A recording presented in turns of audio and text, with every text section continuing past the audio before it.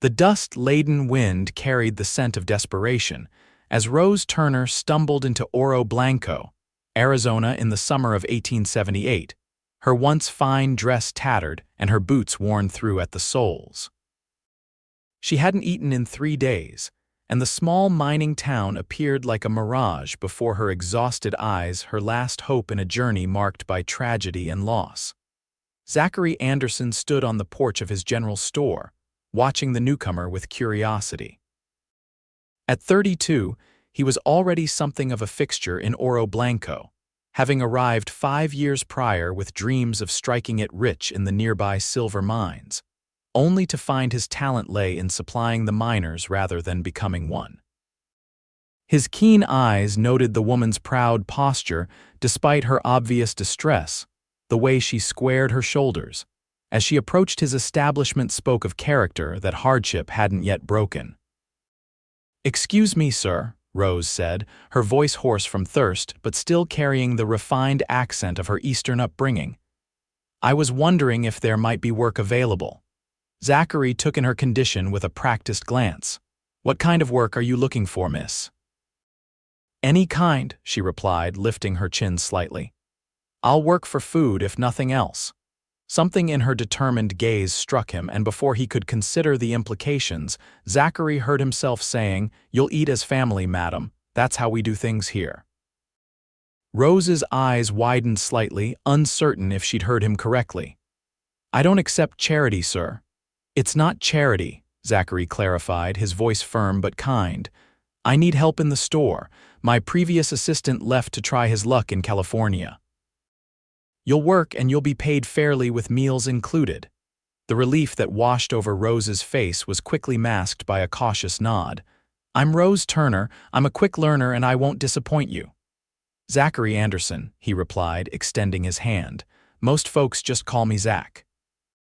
"Store opens at 6, closes at 6. There's a room above the storeroom you can use. It's simple, but it's yours for as long as you work here."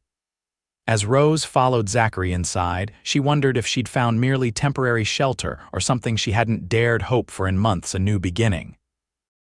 The first week was a blur of learning inventory, prices, and the names of regular customers.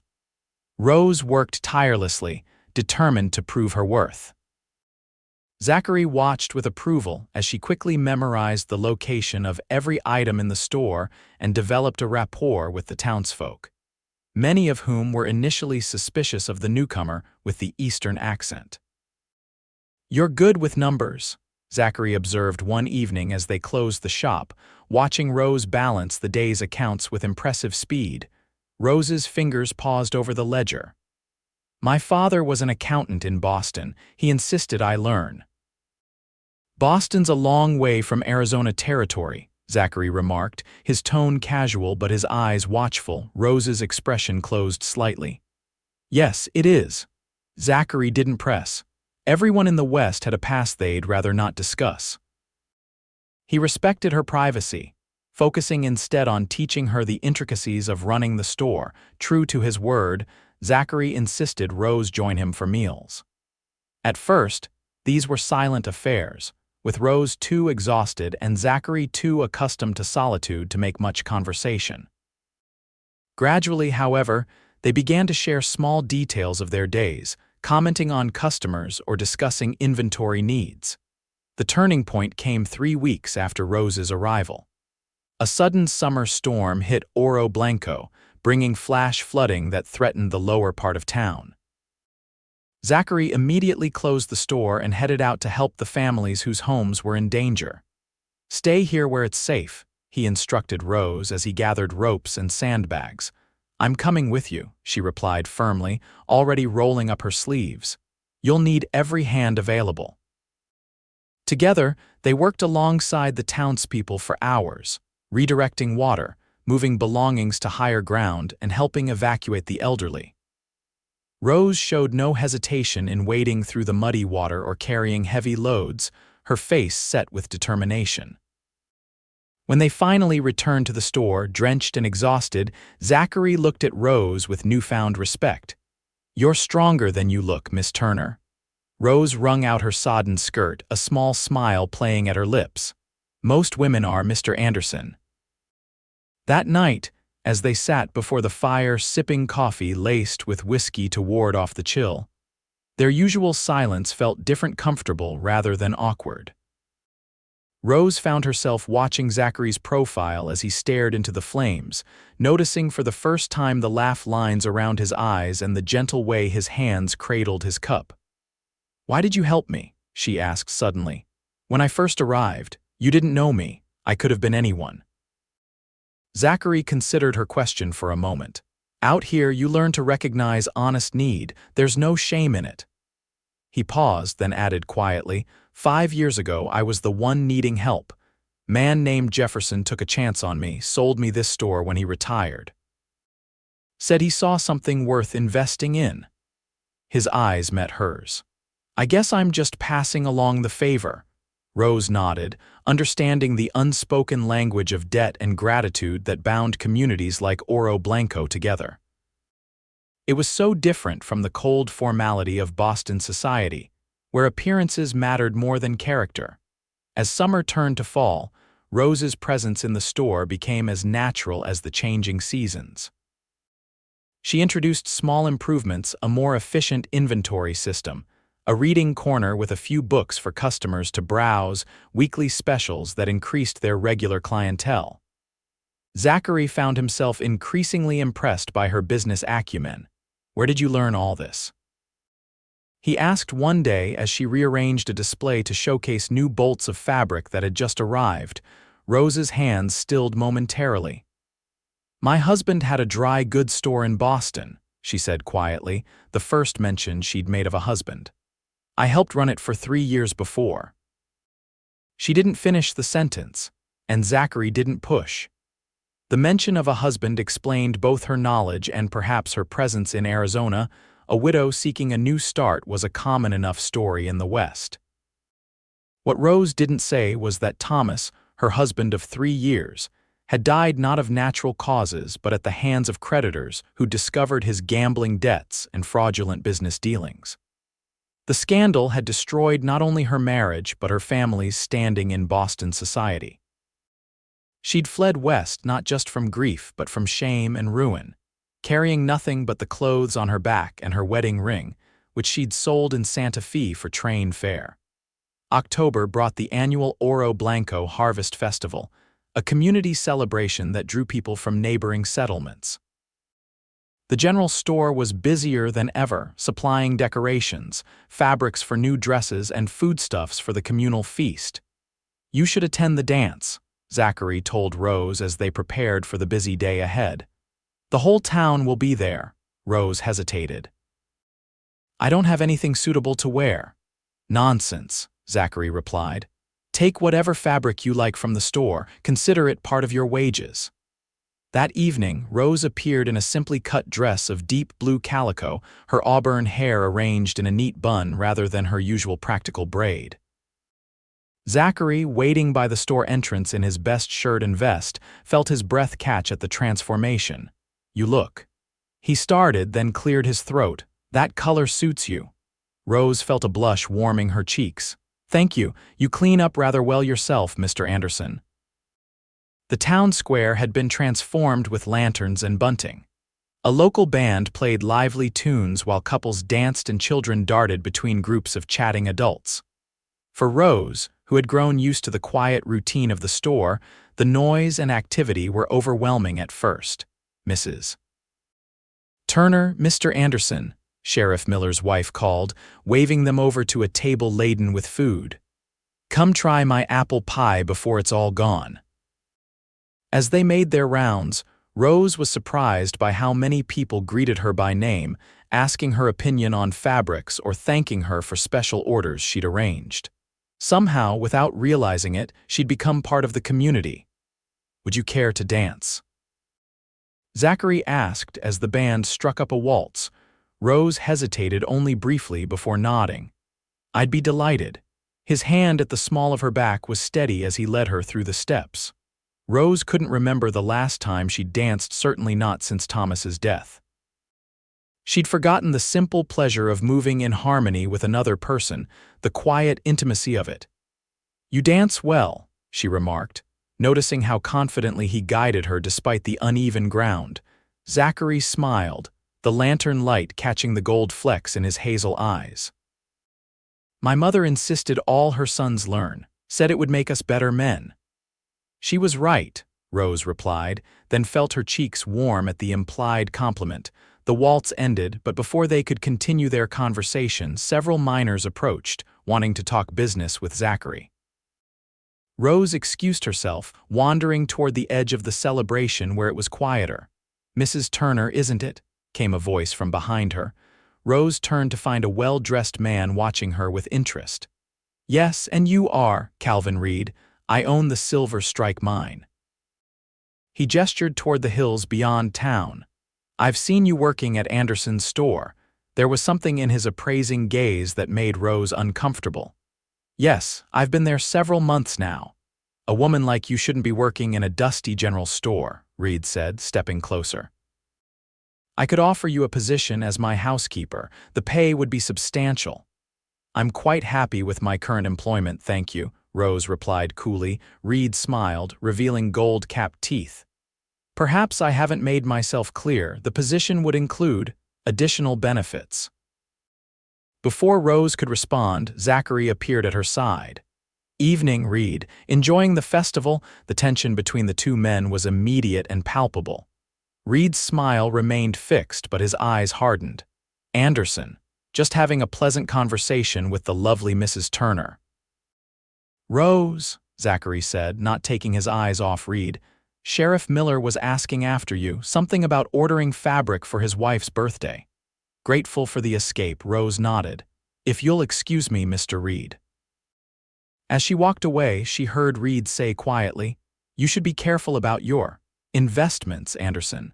This territory can be dangerous for those who don't understand its rules." The following day, as they restocked shelves, Rose finally asked the question that had been bothering her. "What history do you have with Calvin Reed? There seemed to be bad blood between you." Zachary's jaw tightened. "Reed represents everything wrong with how this territory is developing.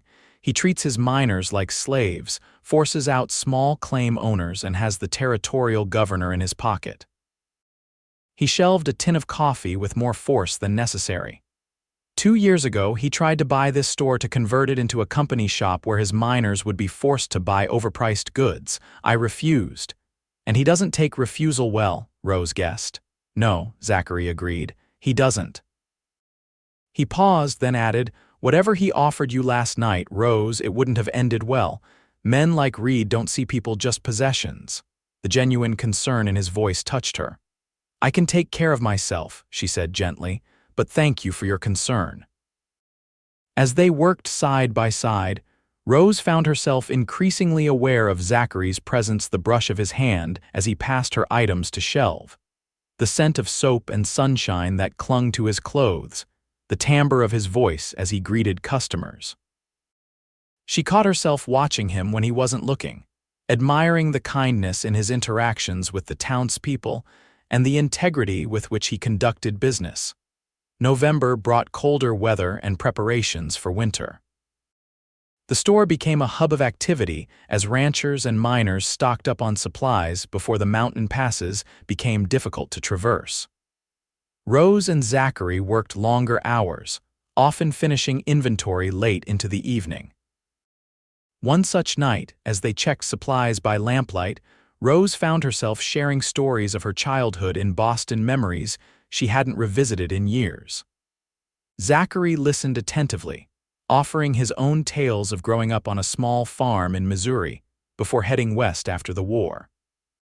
"Do you ever miss it?" Rose asked. "Your home back east," Zachary considered the question.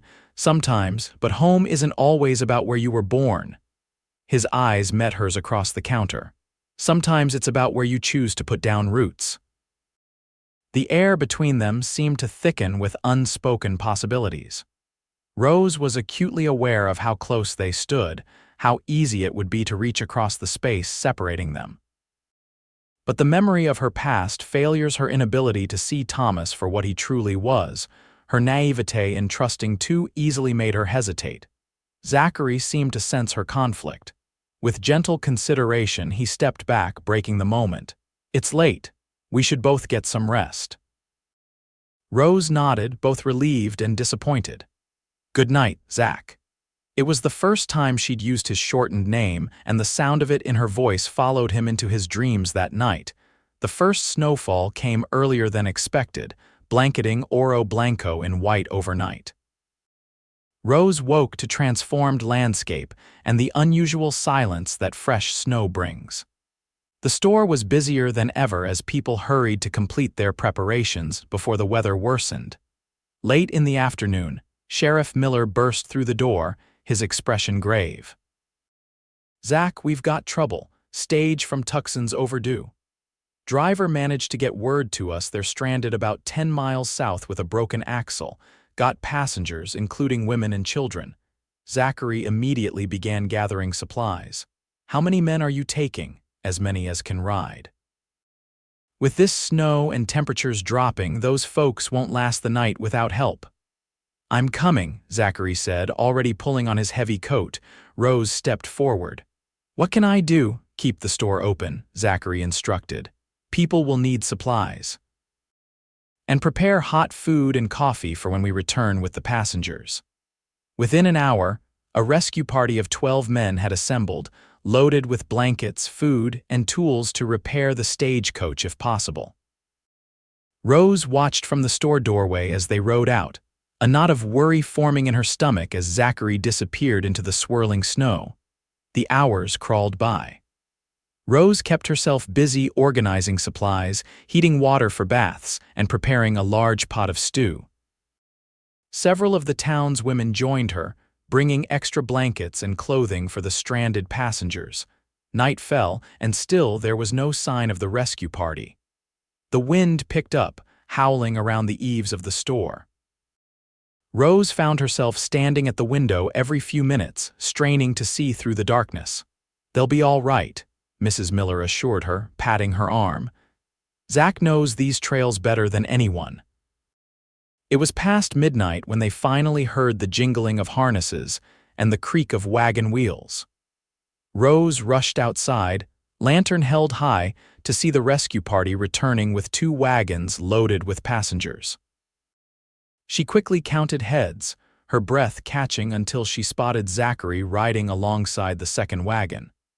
The next few hours were a flurry of activity as the passengers 8 in total, including 3 children, were brought into the warmth of the store. Rose moved efficiently between them, distributing blankets, hot food, and coffee. She noticed Zachary doing the same, though she could see the exhaustion in the set of his shoulders. "You should rest," she told him when they had a moment alone. "You've been riding for hours in the cold." Zachary shook his head. "I'm fine. These folks need attention more than I do." It was nearly dawn before the passengers were all settled in various homes around town, the stagecoach driver promising repairs would begin as soon as the weather cleared. Rose finally convinced Zachary to sit down with a bowl of stew and a cup of hot coffee laced with whiskey. "You're shivering," she observed, concerned by the bluish tint to his lips. "Just tired," he insisted, but Rose wasn't fooled. "You're half frozen," she countered. "Let me help you upstairs." In his small apartment above the store, Rose built up the fire while Zachary changed into dry clothes behind a screen. When he emerged, his face was alarmingly pale and he swayed slightly on his feet. "Sit," Rose commanded, guiding him to a chair by the fire. She wrapped a quilt around his shoulders, then knelt to check his hands and feet for signs of frostbite. "I'm not an invalid," Zachary protested weakly. "You rode through a blizzard to save strangers," Rose replied, her voice gentle as she rubbed his cold hands between her warm ones. "Allow someone to take care of you for once." Their eyes met, and something shifted in the air between them.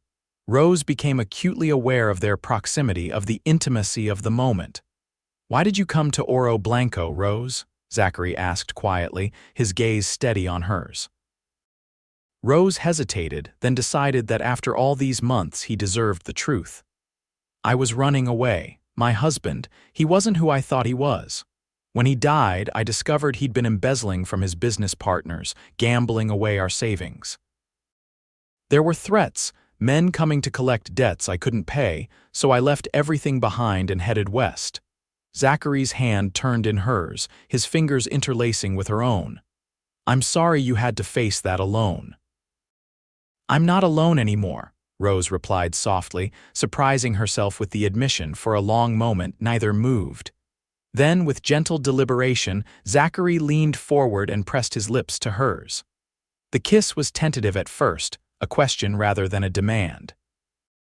When Rose responded, moving closer and sliding her hand to his shoulder, the kiss deepened, becoming something more urgent, more honest than either had allowed themselves in years. When they finally broke apart, Zachary rested his forehead against hers.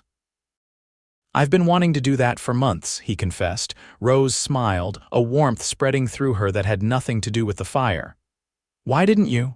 I needed to be sure you were ready. His thumb traced the curve of her cheek. That the past wasn't still holding you back. The understanding in his eyes brought a lump to her throat. And now I think we both know what we want, he said simply. The blizzard raged for 3 more days, effectively cutting Oro Blanco off from the outside world.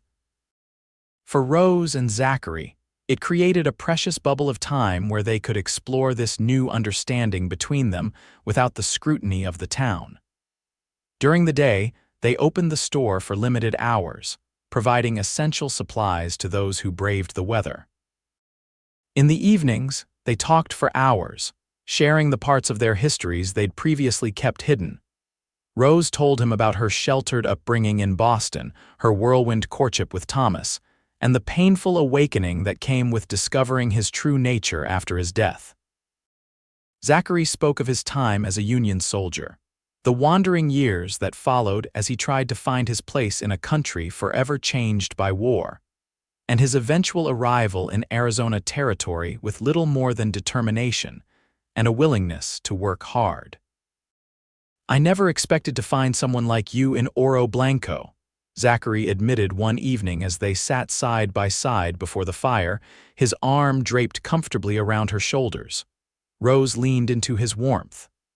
I never expected to find anyone anywhere after Thomas. I'd resigned myself to being alone. And now, Zachary asked, the question carrying weight beyond the simple words. Rose turned to face him fully. Now I find myself thinking about the future again, about possibilities I'd given up on. The snow finally stopped on the 4th day, and the town began the process of digging itself out. The stagecoach was repaired, and the passengers continued their journey with profuse, thanks to the townspeople who had sheltered them. As life in Oro Blanco returned to its normal rhythm, Rose and Zachary faced the practical considerations of their changed relationship. They were discreet, but in a town as small as Oro Blanco, little remained secret for long. Rose soon noticed knowing looks from customers and heard the occasional hushed conversation that stopped when she approached. Does it bother you? Zachary asked when she mentioned it. The gossip? Rose considered the question seriously. After the scandal in Boston, she'd been hypersensitive to public opinion, but here the whispers seemed born more of community interest than malice. No, she realized, it doesn't, not anymore. Their courtship progressed with the steady assurance of 2 people who had already seen the best and worst of each other through daily work and shared challenges. By Christmas, when Zachary presented Rose with a small wooden box containing his mother's ring, her acceptance was a foregone conclusion for most of the town. Are you sure? Rose asked, fingers hovering over the simple gold band with its single pearl. We've only known each other a few months. Zachary took her hands in his. I've known everything important about you since that first day when you said you'd work for food and I told you you'd eat as family. Your courage, your integrity, your strength, those are what matter. The rest is just details we'll discover together. Their wedding in February was a town-wide celebration. Even in winter, Oro Blanco turned out in full force to witness the union of 2 people who had become integral to the community. Rose wore a dress of cream-colored silk that Mrs. Miller and several other women had helped sew, adorned with lace that had been specially ordered from San Francisco.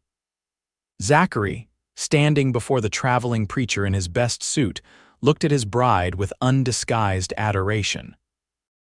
"I, Zachary James Anderson, take you, Rose Elizabeth Turner, to be my lawfully wedded wife," he vowed, his voice steady and sure. "To have and to hold from this day forward, for better or worse, for richer or poorer, in sickness and in health, to love and to cherish, until death do us part." As Rose repeated the vows, she marveled at the journey that had brought her to this moment from desperate hunger and isolation to love and community. When the preacher pronounced them husband and wife, the cheer that went up from the assembled townspeople seemed to affirm not just their union, but the interconnected web of relationships that made life in this harsh territory not just survivable but rich with meaning. The reception was held in the town hall, decorated with pine boughs and paper flowers made by the schoolchildren. There was dancing, feasting, and more than a few emotional toasts from townspeople who had watched their relationship develop. "To Zach and Rose," Sheriff Miller proclaimed, raising his glass, "proof that even in this wild territory love finds a way to bloom." As the celebration continued around them, Zachary pulled Rose into a quiet corner. "Happy?" he asked softly. Rose looked around at the community that had become her home, then back at the man who had first offered her not just food but dignity and respect when she'd had nothing. "More than I ever thought possible," she answered truthfully. "Spring brought new beginnings." Zachary and Rose expanded the store, adding a second room to accommodate the growing business. With Rose's accounting skills and Zachary's knowledge of the territory's needs, Anderson's General Store became known as the most reliable establishment between Tucson and the border. Their personal happiness grew alongside their business success. In April, Rose shared the news that she was expecting their first child, due in late autumn. Zachary's joy was boundless, and he immediately began planning renovations to their living quarters to create a nursery. "I never thought I'd have this," Rose admitted one evening as they sat on the porch, watching the sunset paint the mountains in shades of purple and gold. Her hand rested on her still flat stomach. "A home, a husband who respects me, a child on the way." Zachary covered her hand with his own. "When you walked into town that day, I was just a storekeeper watching another drifter arrive. I had no idea you'd change everything." He pressed a kiss to her temple. "Best decision I ever made, telling you that you'd eat as family." Rose leaned against his shoulder, thinking of how differently things might have turned out had she chosen another town, or had Zachary been less compassionate that fateful day. "I was prepared to work for mere survival," she mused. "I never expected to find someone who would see me as an equal partner." "That's what family means," Zachary replied simply, "sharing the work, the rewards, and the future, together." As the stars appeared one by one in the darkening sky, Rose felt the baby move for the first time, a flutter like butterfly wings beneath her heart. She guided Zachary's hand to feel it, watching his face transform with wonder at this new life they had created together. In that moment, surrounded by the vastness of the Arizona night yet secure in the intimacy of their shared dreams, Rose knew that her journey had not been about escape after all. It had been about finding her way home to a place where "I'll work for food" could transform into "you'll eat as family," and where that simple offer could blossom into a love strong enough to sustain them through whatever challenges the frontier might bring. Their child, a son they named William Jefferson Anderson, was born on a clear November morning in 1879. Almost exactly a year after the blizzard that had brought Rose and Zachary's feelings for each other into the open. As Rose held their son while Zachary looked on with tears in his eyes, the circle that had begun with her desperate arrival in Oro Blanco felt complete. From hunger to family, from isolation to community, from survival to love, the journey had transformed them both.